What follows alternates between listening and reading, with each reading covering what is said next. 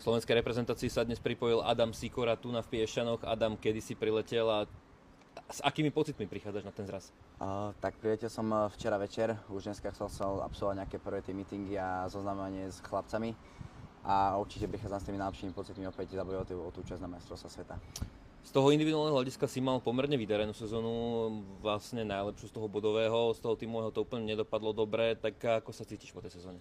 Tak áno, ako si povedal, tá individuálna štatistika som si polepšil o 7 bodov, za čo som veľmi rád a myslím, že to bolo aj odraz tej sezóny, že som bol za sebou celkom spokojný.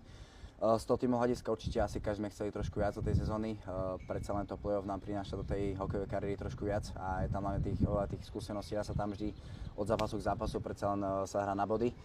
Takže o to možno sme trošku ukratení, ale opäť dostal som túto možnosť, takže za to som vďačný. Cítiš sa byť ten rok opäť skúsenejší, na čom si možno tak najviac zapracoval z osobného hľadiska? Tak hlavne som snažil zapracovať na tých nejakých tých skills veciach. Hra pri mantineloch, predsa len je to menšie risko a využívať tam hlavne mantinel, takže to boli takéto hlavné ciele, takisto korčulovanie a fyzická hra boli také moje hlavné ciele.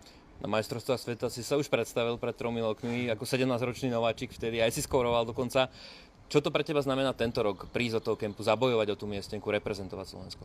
Tak áno, je to vždy, myslím, že radosť pre mňa, keď dostanem tú nomináciu a je to taká krásna vec pre mňa, že môžem opäť zabojovať o tie majstrovstvá. 3 roky ubehli, takže som opäť trošku starší, skúsenejší.